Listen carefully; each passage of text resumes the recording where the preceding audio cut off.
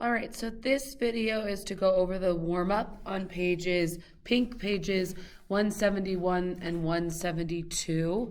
We're going to review the types of hypothesis testing that we have already seen, some of them, and then today you'll be learning the other methods that we have for hypothesis testing. So this video is just to review the ones we've seen in our warm-up. All right, so let's look at this first example. So a simple random sample of 98 women and 76 men found that in the past week, the women sent an average of 84.2 texts with a standard deviation of 9.3 compared to an average of 75.9 for men with a standard deviation of 10.4. Is this significant evidence to conclude that women send more texts than men? So remember, we have two types of hypothesis testing at this point. We have prop z-test or proportions, and our t-test. So our proportions, our z-test are when we're given a proportion. Our t-test is when we're given a mean and a standard deviation.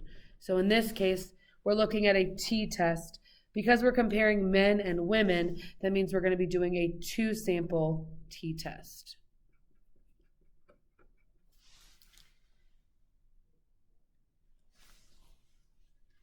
So then we need our two samples. So it doesn't matter which one you make which. If I make women my first category, my n value is 98. My mean is 84.2. And my standard deviation is 9.3. Yeah, that's all the data or values we need for our women.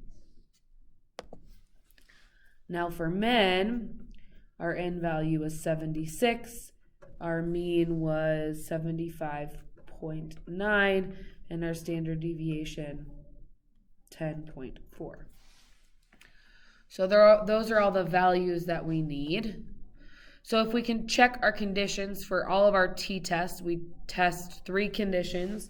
One, that it's a simple random sample, which it says that it was. Two, that our n value is greater than or equal to 30. So in both cases, our n value is greater than or equal to 30, so we're good there. And then three, that our n value is less than 1/10 of the population. So in this case, it is safe to assume that there are more than 980 women and more than 760 men to test, so that we're testing independently. Okay, so we checked our conditions. So now we're going to write our claim. So we want to test the evidence that women send more texts than men. So women send more text than men. So for our null hypothesis, remember your null hypothesis is always that they're equal. So that your x1 equals your x2. That your means equal each other.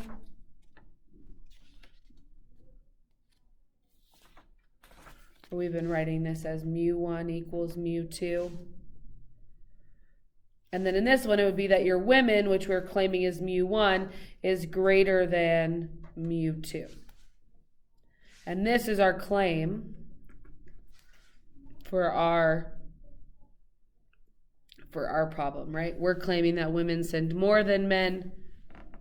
So now we're going to test that on our calculator. So to run our two-sample t-test, we hit stat, we go over to test, go down to two-sample t-test, and then we're going to input our own stats. So our mean here was 84.2, our standard deviation was 9.3, and our n value was 98. Then for our men, our mean was 75.9, our standard deviation 10.4, with an n value of 76. We are claiming that mu1 is greater than mu2, so we want to make sure that one is selected. We always keep our pooled value at no, so then we hit calculate. So our t value is 5.34. If we just assume that we're going to use a significance value of 0.05, anytime it's not stated, we'll assume that we're using 0.05. So then our p-value is 1.48 e to the negative 7. So our p-value is 1.48 e to the negative 7, which means I'm moving this 7 times. So I would have 6 zeros in front of my 1. So this is a very, very low p-value. So when our p-value is lower than our significance level, we reject our null hypothesis. So that means we're rejecting the null hypothesis, meaning we have enough evidence to support our claim, right? Our claim was our alternative hypothesis. That's the one we're going with here. So we can say there is sufficient evidence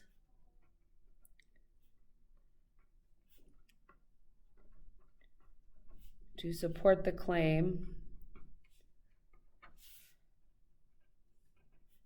that women send more text than men. Perfect. All right, so let's go ahead and look at number 2. ABC News reported that 36% of people participated in shopping on Black Friday. Consumer researchers claim that it will be more than 36% and decided to do a study of 120 people, random people, and 50 of them said they participated in Black Friday.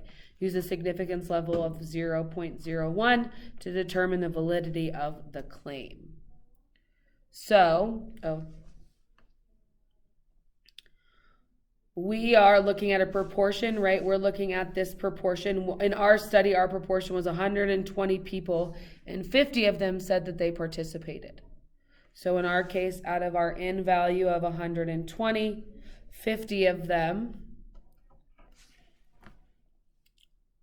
said that they participated. Now we're testing this against the idea that the p-value is 36%. So our p-naught is 0.36, right? We have information, and we have an information or a percentage or a proportion, and we're testing our theory against that. So this is the information that we're given, and then we're going to go out and do a study and collect our own information to test that theory against, or to test against that theory. So, because we're given a proportion, this is a 1 prop z test, right? A 1 proportion test. So our conditions for a proportion test is that it's a simple random sample. It did say that we were asking random people. Then that our n times p value is greater than or equal to 10. So if we wanted to find our own p value here, we would do 50 divided by 120. And that would give me 0.4167. So if I do n times p, or 120 times 0.4167, I get 50, which is greater than or equal to 10. And then if I do 1 minus that, 1 minus p, right, because we have to test n times p and n times 1 minus p, I get 70, which is also greater than or equal to 10.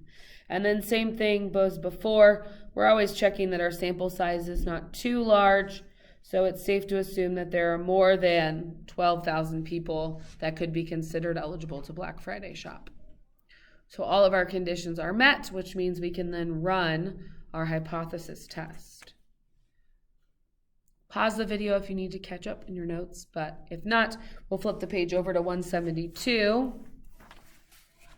So we want to identify in words our claim, right? We think that more than 36% of people, right? If we look here, we're claiming that more than 36% of people will participate in Black Friday shopping. So that is the claim that we're going to test.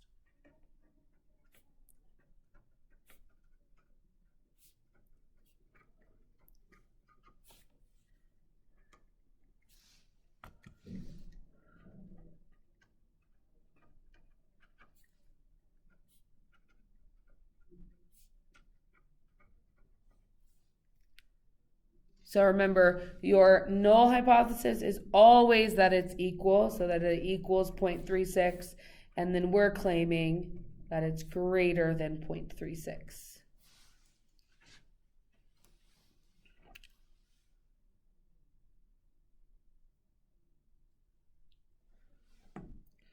Okay, so then if we go to run our test, we'll hit stat, go over to test.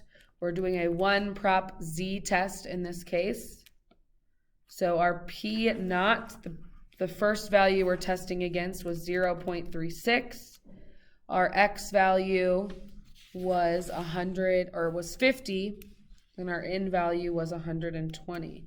And we're testing that our value is going to be greater than that original p value that we had.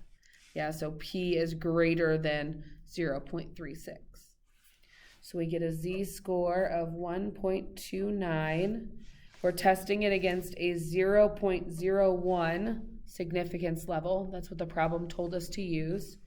And we're getting a p-value of 0.098. So our p-value is actually greater than our critical value. 9% is greater than 1%. So we're going to fail to reject our null hypothesis. That means that we're going to use this. So we're not using our claim. There was not enough evidence to support our claim because we're sticking with our null hypothesis. So we'll say there is not enough evidence to conclude to support our claim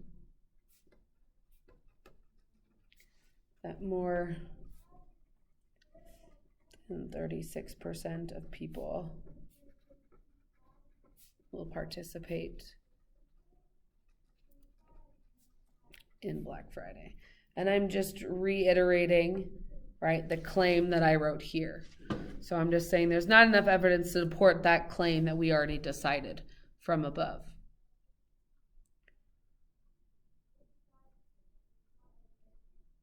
All right, we'll do one more example together.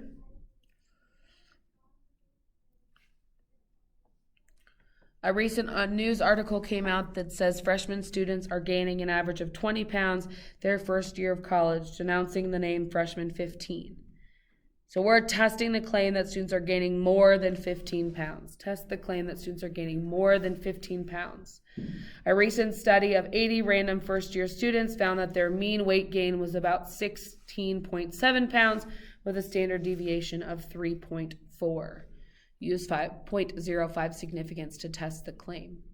So because we're given a mean and a standard deviation, we're going to run a t-test. We know that our mean is 16.7. Our standard deviation is 3.4. And our n value was 80 random first-year students.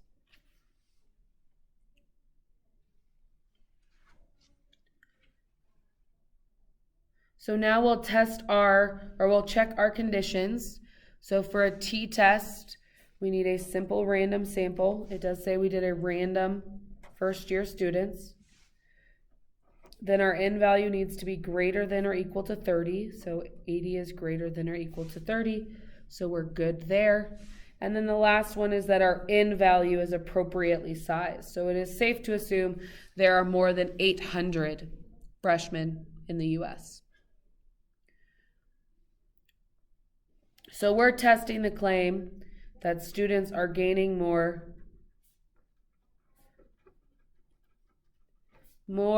than 15 pounds.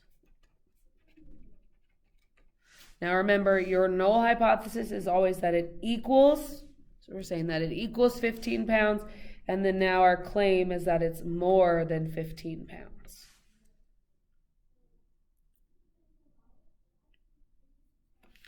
All right, so let's go ahead and run our test.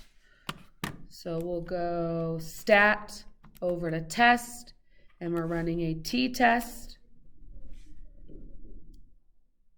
Our mu value is 15, right? We're testing against the claim of 15 pounds. Our mean is 16.7. Our standard deviation is 3.4. And our n value was 80.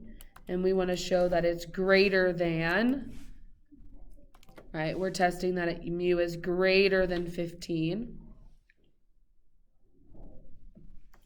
So we get a t-value of 4.472. We're testing it against a 0.05 significance level.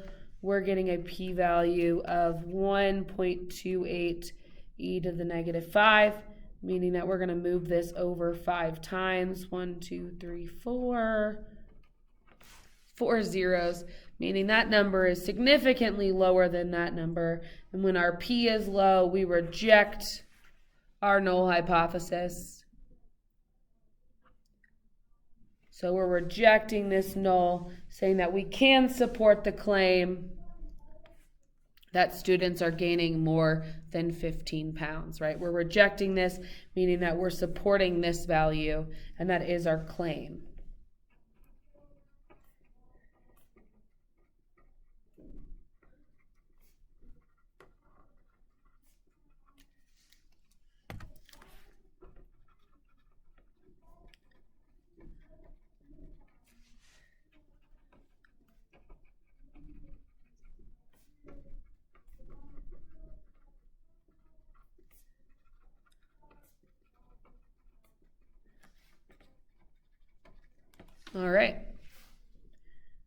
All right, so that is the warm-up. Hopefully that's just a good refresher on what we've gone over so far. And then the next video, we'll go over our notes for today and the new hypothesis testing that we'll be looking at.